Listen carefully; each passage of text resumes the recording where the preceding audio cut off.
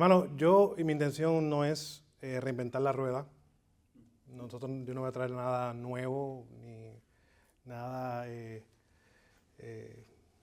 le vaya a chocar, sino vamos a abrir la palabra del Señor y vamos a ser edificados por ella. Quiero ir a 1 Timoteo capítulo 3, versículo 1 al 7. Y esta realidad es aparte del llamado a predicar o al apto para enseñar, es lo que Dios pide de toda la iglesia, aunque aquí se está refiriendo a pastores y a diáconos. Dice la palabra del Señor: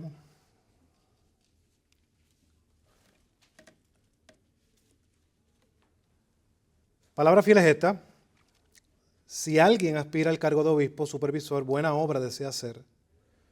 Un obispo debe ser pues irreprochable, marido de una sola mujer, sobrio, prudente, de conducta decorosa, hospitalario, apto para enseñar, no dado a la bebida, no pendenciero, sino amable, no contencioso, no avaricioso, que gobierne bien su casa, teniendo a sus hijos sujetos con toda dignidad, pues si un hombre no sabe cómo gobernar su propia casa, ¿cómo podrá cuidar de la iglesia de Dios?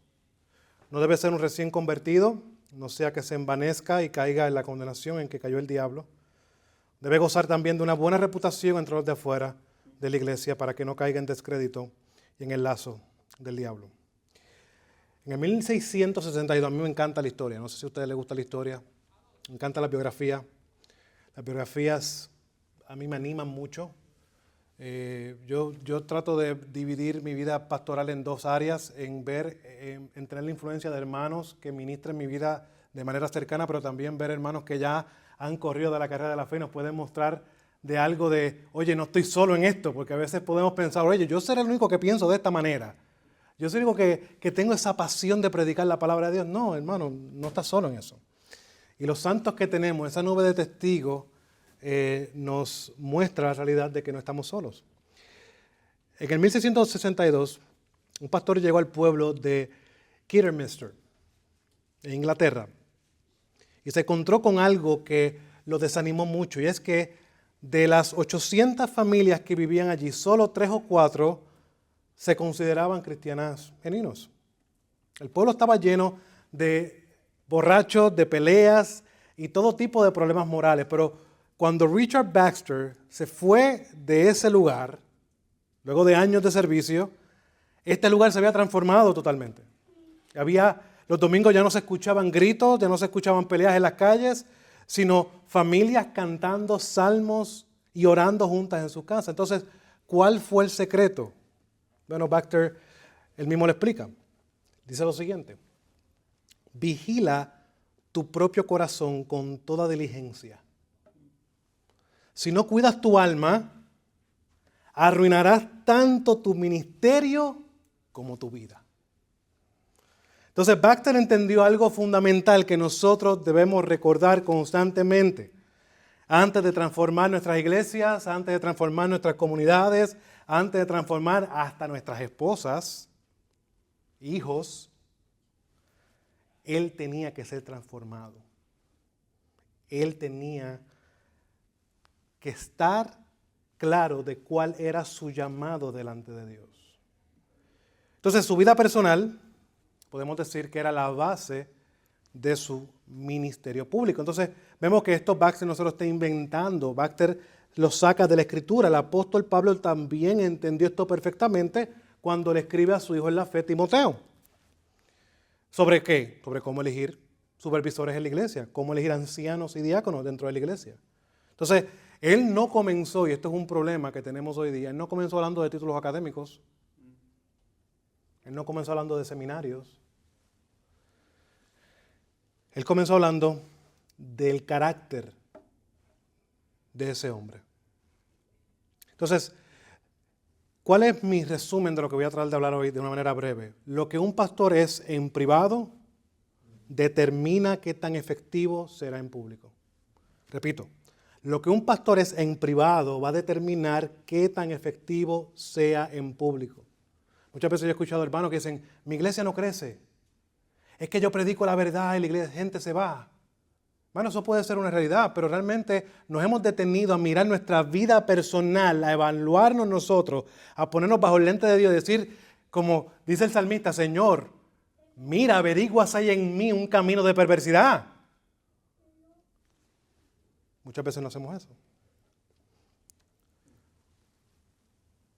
Entonces vamos a estudiar un poquito de lo que habla Pablo aquí en 1 Timoteo capítulo 3, versículo 1 al 7.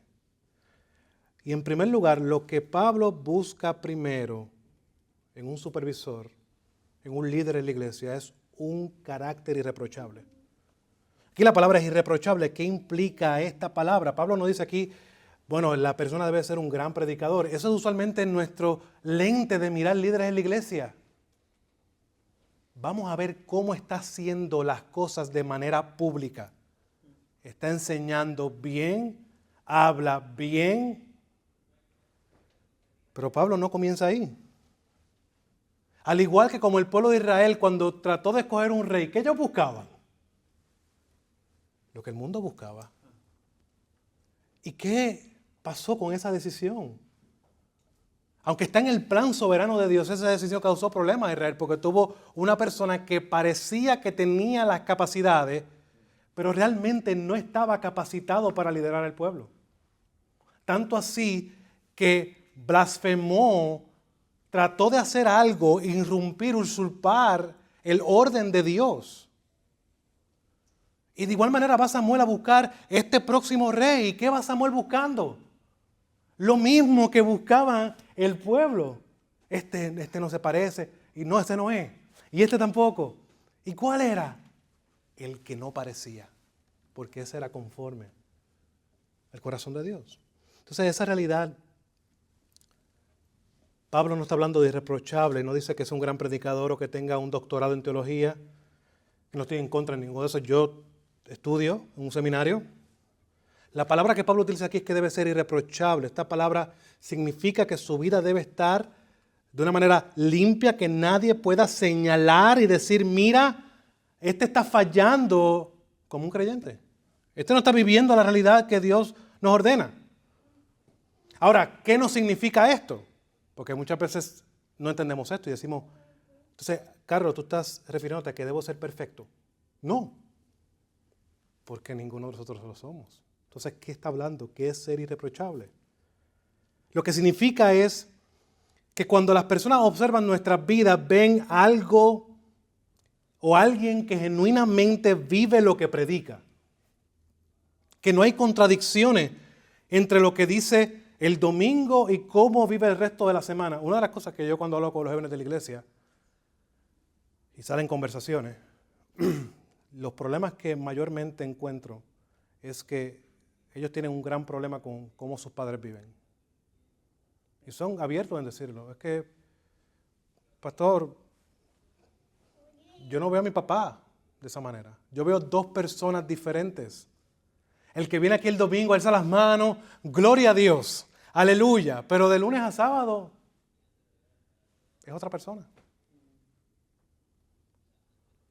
Entonces, ¿por qué Pablo pone esto primero? Bueno, porque este es el fundamento de todo ministerio. Si un pastor, un líder no tiene integridad, hermano, ¿sabes qué? Nada más importa. Creo que eso lo hemos visto constantemente en nuestros círculos reformados y en las caídas que han habido de hermanos que por falta de apertura, por falta de decir, ¿sabes qué, hermano? Mira mi vida, obsérvame cómo yo estoy andando. Vemos lo que ha sucedido y cuán gran daño han traído a la iglesia. Porque se convierten en tropiezos, ¿no es así? Entonces, el ser irreprensible es algo sumamente importante. Puede ser el comunicador más talentoso del mundo, pero si su vida está desordenada, su ministerio será como un edificio construido sobre la arena. La gente no sigue a pastores perfectos, pero sí a pastores genuinos. ¿Por qué? Porque estos quieren ver el evangelio que realmente funciona en la vida de quienes se los predican. Entonces, ¿cuál es la diferencia de estas dos cosas? Bueno, hay una diferencia entre la perfección y ser auténtico. La perfección dice, yo nunca me equivoco. Eso no es lo que estamos buscando. El ser auténtico dice, cuando me equivoco lo reconozco, me arrepiento y trato de hacer las cosas bien. Esa es la verdadera manera de mostrar el ser irreprochables. Pero muchas veces nosotros como pastores tenemos problemas en reconocer nuestras debilidades. ¿Sabe tu congregación tus debilidades? ¿Cuántos hermanos tienen que estás orando por ti? ¿Con quién te juntas semanalmente para rendir cuentas?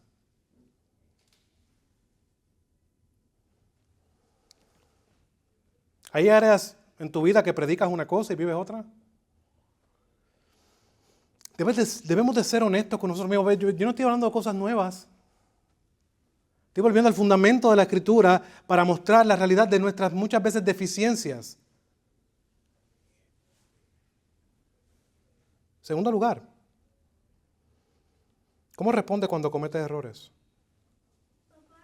Una vez yo recuerdo que yo estaba predicando un sermón y el hermano, ahora mismo no me acuerdo el pasaje, no fue algo, una herejía grande ni nada por el estilo, no dije la Virgen María es algo, no, ¿verdad?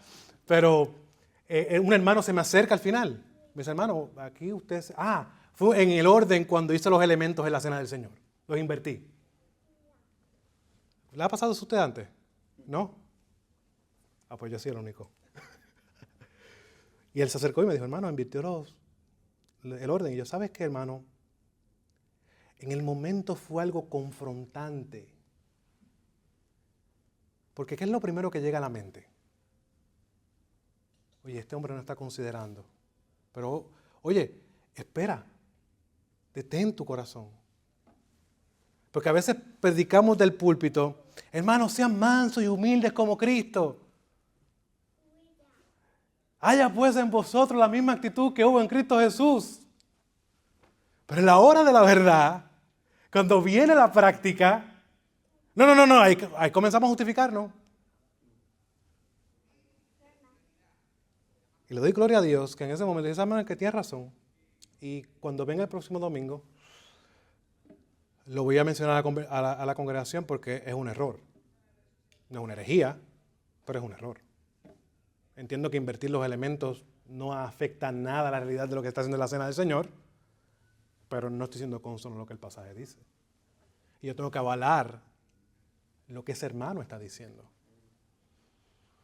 Aunque él no tiene las mismas cualificaciones que yo en el sentido de títulos académicos, sigue teniendo el Espíritu Santo.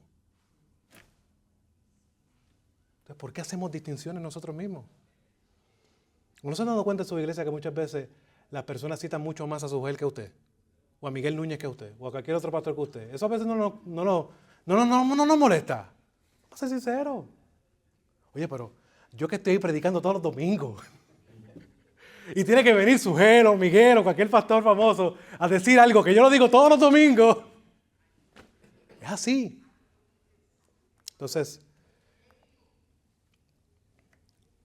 en tercer lugar, las personas que te conocen mejor, disculpen, ¿dirían que eres la misma persona en privado que en público? ¿Sabes qué le puede preguntar eso? ¿Cuántos son casados aquí? Pregúntenle a sus esposas. Mi esposa es el termómetro. Yo llevo ya 11 años con mi esposa. Mi hija tiene 5 años. Fuimos padres tarde. Nuestra única hija. Y usted sabe que usted tiene el ángulo en el cual usted predica. Y su esposa está en el mismo lugar de siempre. ¿No es así? Y uno siempre tiene la tendencia de cuando está predicando, siempre sus ojos caen encima de tu esposa. ¿Por qué usted cree que es eso? Eso es algo automático que tú haces. Porque ya hay una conexión en la cual tu esposa te mira y te hace, y sabes, pues tengo que ya parar el tiempo, tengo que bajar. Y después preguntarle a mi esposa, oye, mi amor, ¿cómo viste el sermón? Mi esposa es la mejor crítica mía. Porque lo hace con amor y lo hace sin paños tibios. Entonces busca personas que te conozcan y pregúntales.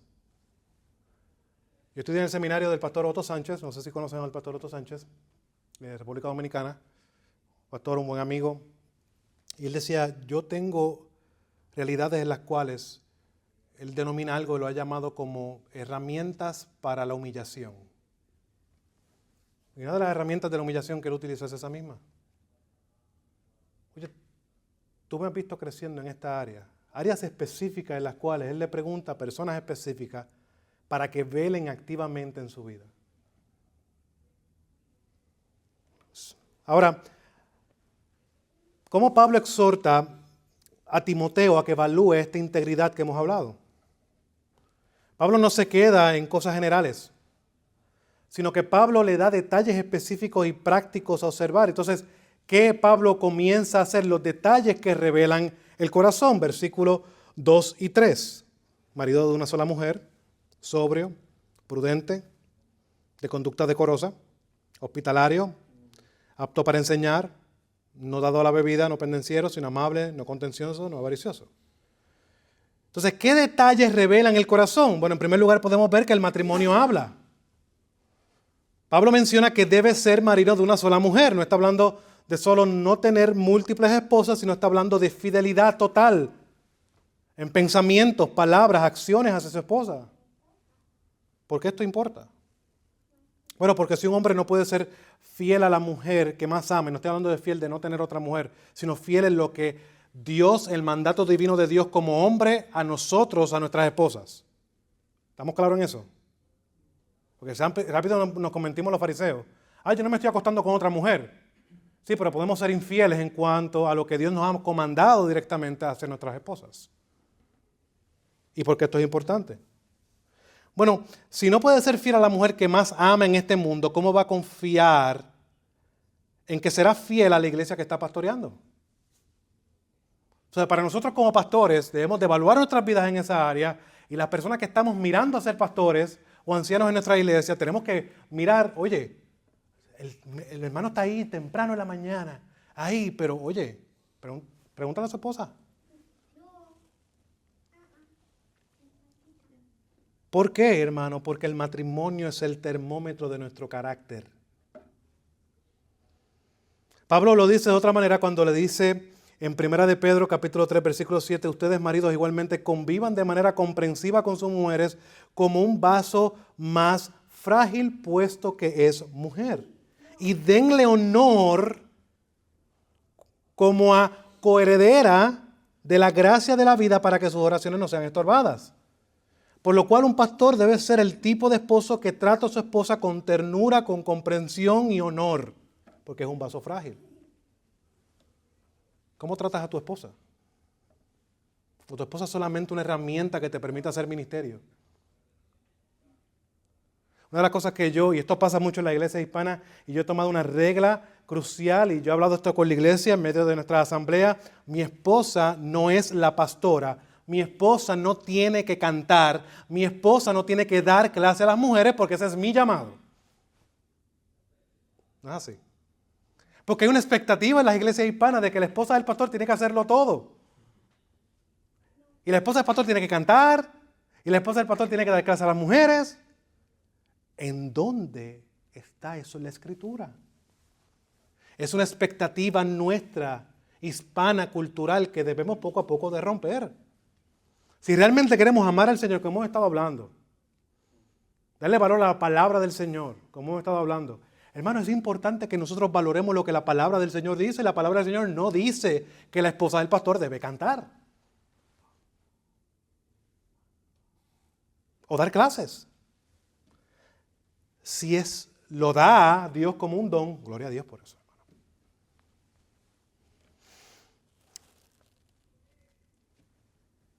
También el apóstol habla de que el autocontrol, otra manera que va a denatar el carácter irreprensible de esta persona. ¿Cuál es el termómetro? Otro termómetro, no solamente el matrimonio, sino también el autocontrol de esta persona se va a notar. Si usted es una persona, bueno, voy a ver lo que dice Pablo. Pablo dice que debe ser sobrio, prudente, de conducta decorosa. ¿Qué está diciendo Pablo? Bueno, básicamente le está diciendo, este es un hombre que debe tener su vida bajo control. No es impulsivo. No toma decisiones locas. Piensa antes de actuar. Habla antes de pensar. No es gobernado por las emociones. no es un afeminado. Hermano, la realidad del afeminado no es un homosexual. El afeminado es una persona que se deja gobernar por sus emociones y se descontrola.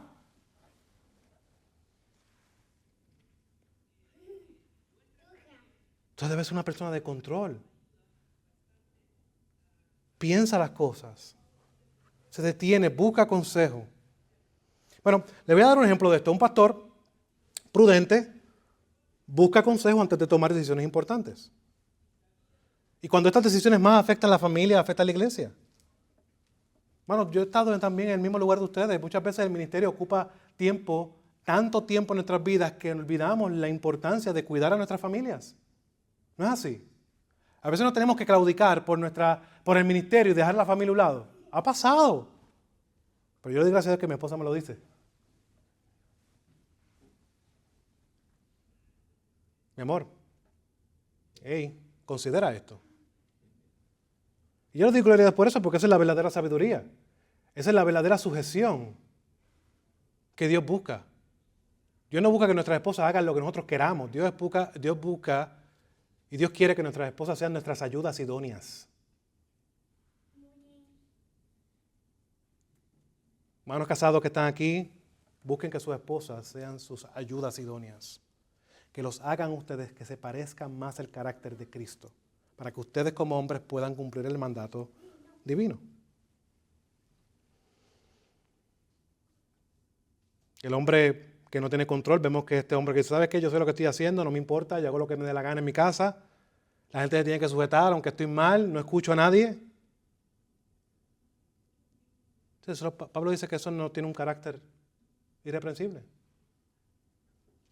¿Sabes por qué no vas a saber que no tiene un carácter irreprensible? Porque cómo actúa en la toma de decisiones. Esto incluye aquí todas las áreas de la vida, en la crianza de los hijos. No estamos hablando de perfección, estamos hablando de ser conscientes en la realidad de que estamos viviendo como padres, cómo es parte de yo ser sabio. Ahora mi hija comenzó en la escuela, yo no la puse en cualquier escuela. Me llevó a investigar con otros hermanos. Hermano, ¿qué tú entiendes? Mi hija tiene 5 años, esto, ¿qué es lo mejor para mí? Es buscar ese consejo. Eso no tiene que ver nada específicamente con la iglesia directamente, es con mi familia, pero la manera en que yo manejo mi vida personal se va a reflejar en cómo yo manejo la iglesia. Entonces también se menciona aquí, no dado el vino, no violento, sino amable. Un pastor no puede ser alguien que pierde el control cuando está bajo presión. No puede ser que alguien que estalla de ira por cualquier cosa. Bueno, yo he escuchado tantas personas que llegan a la iglesia. ¿Sabes qué? Pastor, es que yo no puedo entender porque es que yo, el pastor que iba a la iglesia antes. Y hermano, vamos a empezar, no me diga el nombre. No quiero saber el nombre. Hermano, no se le podía decir nada. Y hermano, sabemos que hay personas que vienen con una mala intención. Pero déjele eso al Señor. No puede ser alguien que estalla de ira, debe ser una persona pacífica que sabe manejar conflictos con sabiduría. Ser pronto para hablar, al revés, ¿verdad? Pronto para, dígamelo. Oír, Ajá. tardo para hablar, tardo para enojarse. Ustedes lo saben. Lento para leer. Correcto. La realidad de ser prontos para escuchar, tardos para hablar. Pero también nos muestra otra cosa. ¿Cuál es otro termómetro que podemos ver? Bueno, cómo él acciona en medio de su comunidad. Hospitalario, dice Pablo, no contencioso, no avaricioso. Entonces, el corazón hacia los demás es otro termómetro que podemos ver. Un pastor debe ser alguien que genuinamente ama a las personas. Bueno, usted tiene que hueler oveja. Y no estoy bashing, no estoy pasando por encima de lo que dijo el hermano Lucas Alemán. Estoy muy de acuerdo con lo que él dijo a base del estudio y que la iglesia debe, pero hay una realidad que debemos comprender. Nosotros estamos llamados a pastorear la grey. ¿Saben por qué? Pero eso no me lo estoy inventando yo. Hechos capítulo 20, Pablo lo recuerda. Cuídense de ustedes mismos. Porque ustedes han sido puestos por el Espíritu Santo para pastorear la grey de Dios. El Espíritu Santo nos ha puesto, usted no se puso, ni yo me puse, el Espíritu Santo nos ha puesto para pastorear la grey. Entonces, debes amar genuinamente a las personas. Bueno, yo he visto iglesias que los pastores llegan después de la adoración a predicar y se bajan y... Yo he visto eso.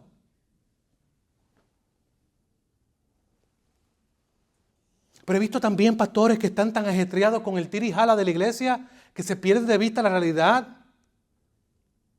y no conocen a sus ovejas.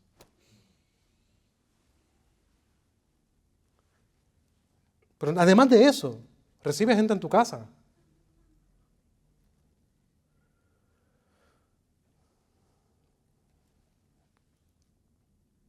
Busca realmente pasar tiempo con personas. Una de las cosas que yo he comenzado a hacer ministerialmente es comenzar a dedicar tiempo a los hombres de la iglesia. Todos los jueves nos vamos a un Starbucks y nos sentamos a tomar un café. Y yo no voy con ninguna agenda. No voy con ninguna agenda, no voy a leer un libro, hermano. Tenemos que incentivar, sí es bueno el estudio, pero también debemos de cultivar relaciones.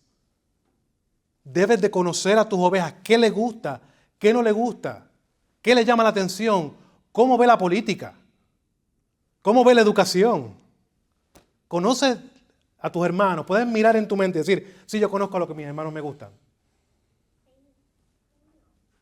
El sabor de café que le gusta. Porque esas son las oportunidades que Dios nos da para crear una vida, comunidad verdadera. Hermanos, tenemos como pastores de evitar las relaciones transaccionales en medio de la iglesia. Y muchas veces nosotros pedimos que la iglesia no sea drive-thru, de que no sean servicarros, que vengan y que compartan y que se unan y que se hagan miembros y que ejerzan sus dones y talentos. Pero es que muchas veces no lo ven en nosotros. Porque parecemos que llega el domingo, acabo de predicar el sermón y ya me quiero ir para mi casa porque mañana es lunes y tengo que trabajar. ¿No es así?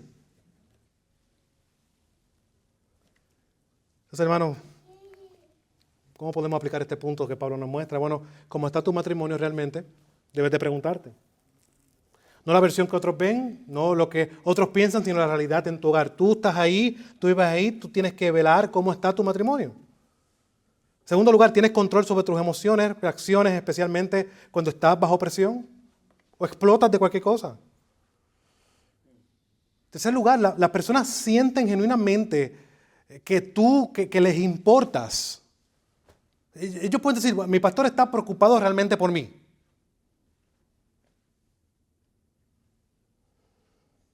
O se siente que las ves como proyectos ministeriales, que tratas de lo que estudias cuando ves un video en YouTube o estudias en el seminario y se lo quieres meter por ojo, boca y nariz todos los domingos. Pero Pablo no se detiene ahí, hermano. Nos lleva a nuestro tercer punto. Pablo sabe que todas estas cualidades se prueban de una manera más clara y en un lugar específico, en el hogar. ¿Sabes por qué el hogar es importante? Porque ahí tú no puedes fingir. Ahí donde el verdadero carácter sale a la luz. Y la prueba más importante, aunque Pablo menciona algo, aspectos de marido de una sola mujer, en el punto número 3, versículos 4 al 7, él habla de que su familia es la prueba más importante si realmente tiene un carácter irreprochable. Ahora, a veces no tenemos hermanos casados, ¿qué hacemos? Miramos sus familiares más cercanos.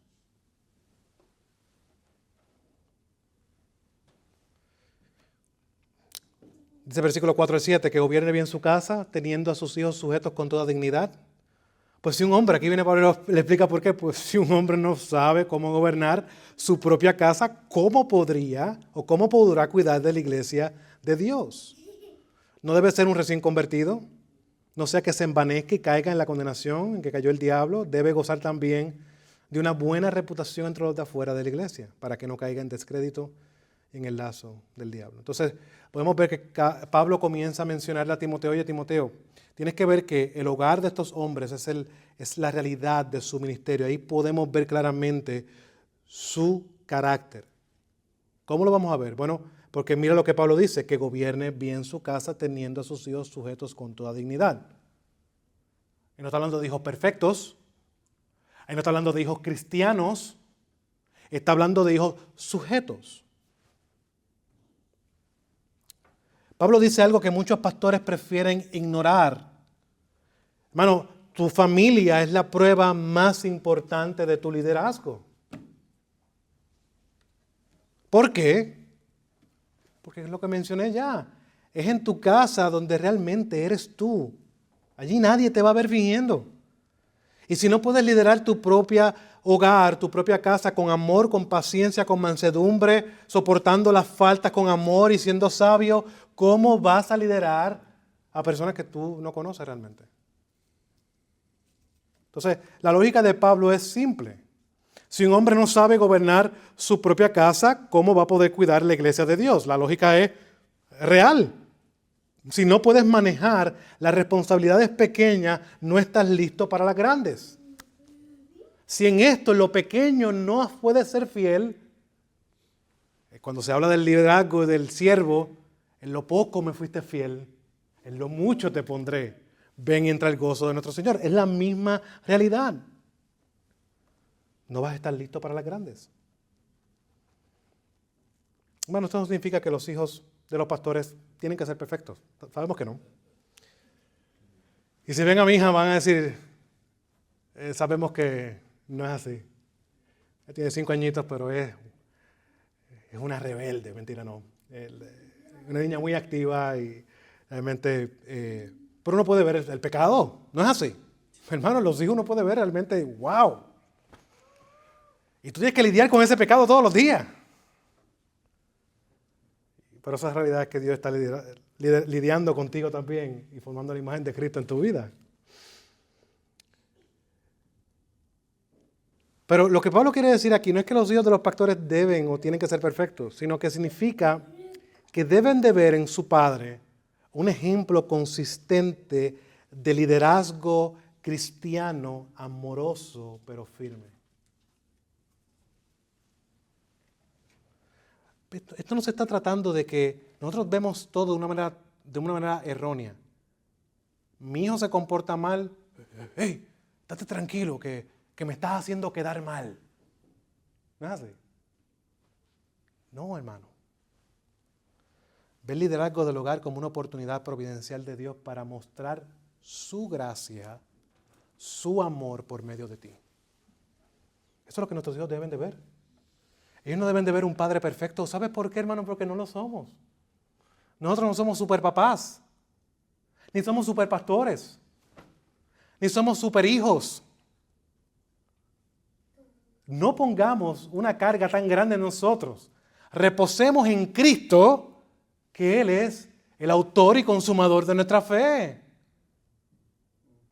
Pero muchas veces vivimos con esa irrealidad y queremos hacer cosas que realmente, hermanos, sabemos que no podemos. Nuestro fin es un poco más simple, es llevar a nuestra familia a que vean la gloria de Cristo por medio de nuestros aciertos y desaciertos.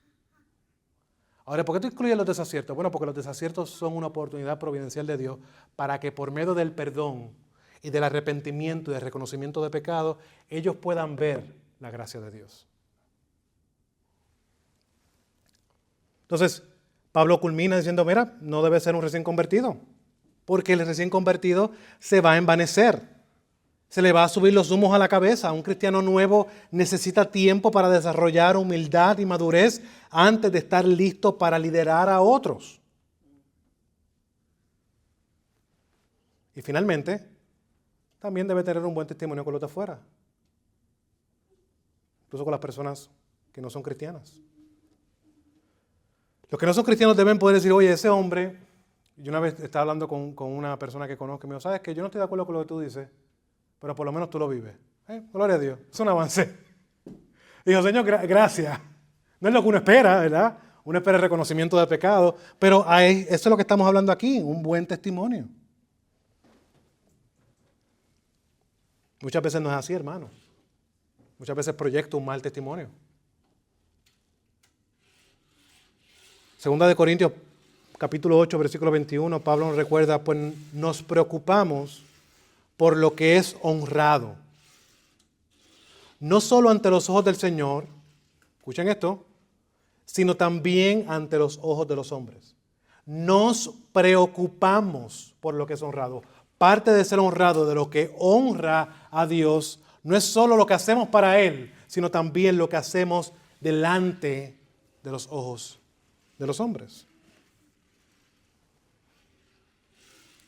Ahora la pregunta que hay aquí, hermano, ¿cómo te ven realmente tu esposa e hijos? Una vez yo escuché a un hermano que en medio de las cosas decía, bueno, es que en consejería el padre era de estos padres, no, eso está mal porque la Biblia dice. Y eso está mal porque la Biblia dice. Las hijas se sentaron un día y dijeron, es que, papá, nos hastías.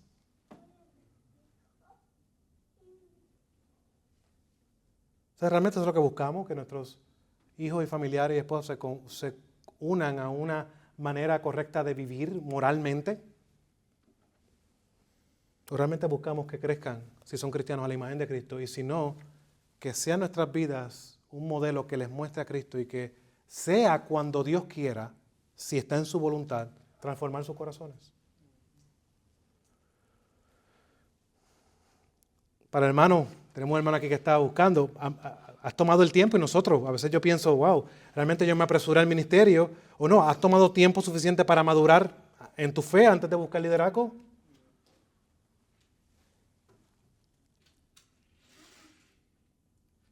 Toma el tiempo que necesites. No te apresures. En tercer lugar, ¿qué dirían las personas que viven? ¿Qué diría tu vecino? Las personas con las cuales tú trabajas en tu vecindario.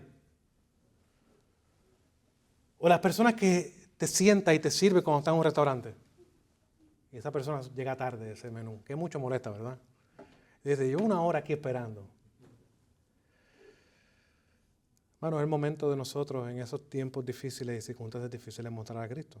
Entonces, ¿qué hace este pasaje, hermano? Este pasaje nos confronta con un estándar que honestamente ninguno de nosotros puede cumplir perfectamente. Vamos a empezar por ahí. Y es ahí donde aparece la belleza del Evangelio. ¿Saben por qué? Porque Cristo es el único pastor perfecto. Él es verdaderamente irreprochable. Su carácter es impecable. Él supo cuándo hablar, él supo cuándo callar y su liderazgo es perfecto. Entonces, ¿qué pasa con nosotros? Nosotros, al ser pastores imperfectos, encontramos nuestra esperanza en medio de todas las áreas que mencioné, que es la vida del pastor, no en nuestra propia perfección, sino en la obra perfecta, completada y aplicada de Cristo en nuestras vidas por el Espíritu Santo. Ahí podemos decir, es solo por gracia que hemos sido salvados, ¿verdad? Por medio de la fe. Entonces, es solo por gracia que podemos siquiera aspirar a vivir vidas dignas de nuestro llamamiento. Entonces, ¿qué pasa cuando fallamos? Porque vamos a fallar. Tenemos un Salvador amoroso que está ahí, victorioso, sentado a la diestra del Padre, intercediendo por nosotros, que nos restaura, hermano, nos capacita para seguir creciendo en santidad. Entonces quiero darte estas dos vertientes. Busca ser irreprochable, pero no como un fin en sí mismo. El fin no es que seas irreprochable. El fin es que Cristo sea glorificado. Entonces, Pablo nos ha dado una lista clara y práctica. No estamos buscando superhombres. Jamás lo vamos a hacer. Bástate de mi gracia porque mi poder, le dijo Dios a Pablo, se perfecciona en tu debilidad. Y no está buscando superhombres.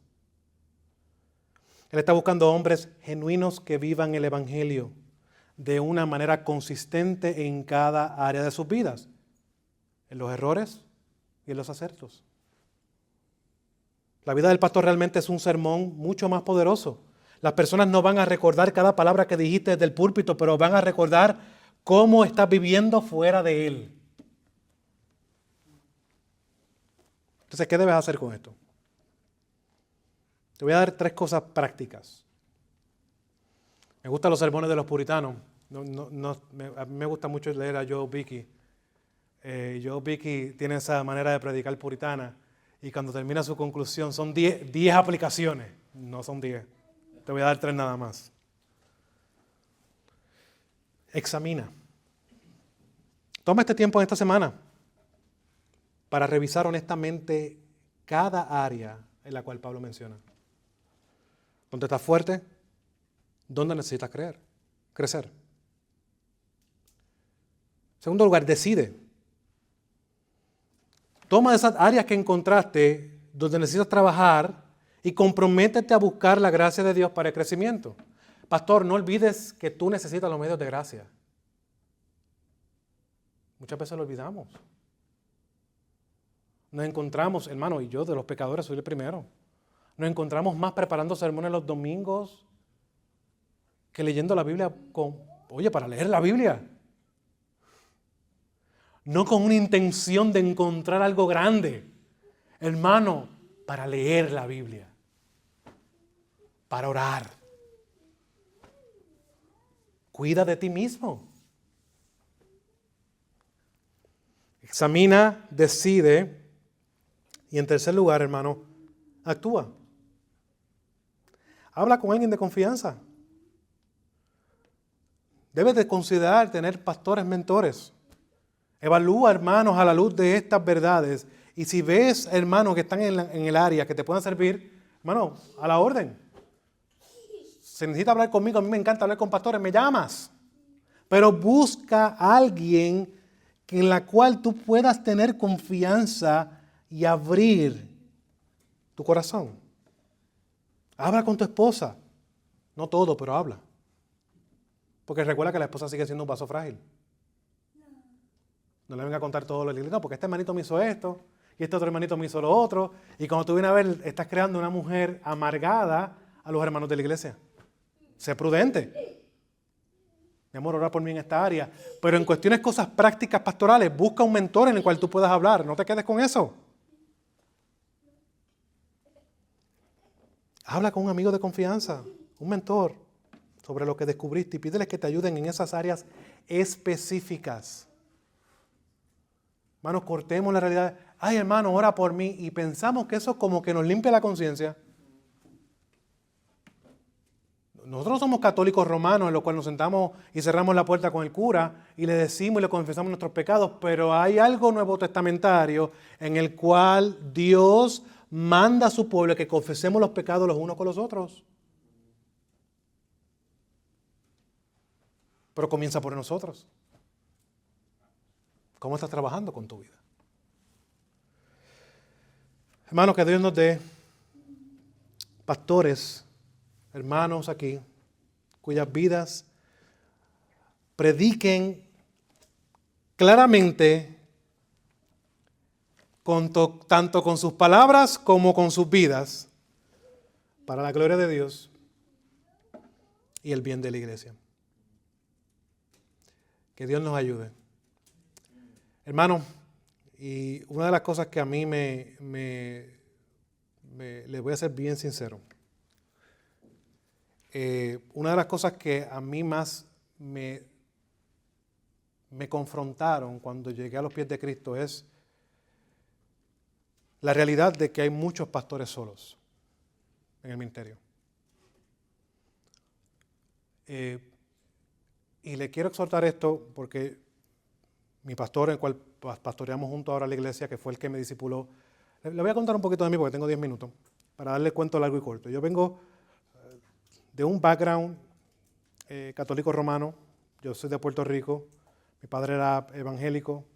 Sí, tenía conocimiento del Señor y cosas así, pero realmente no había una convicción de pecado. Llego acá a Estados Unidos en el 2005, y de ahí, en el 2014, conozco a mi esposa, en la cual comencé a vivir con ella de una manera errónea.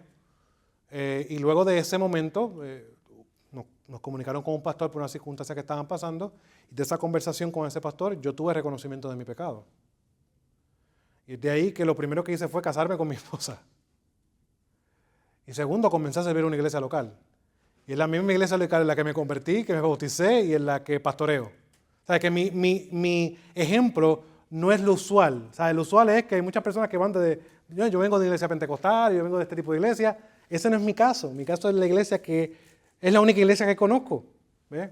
Pero una cosa que pude ver de primera mano es cómo muchas veces el pastor solitario termina más agobiado, más cansado y más trabajado.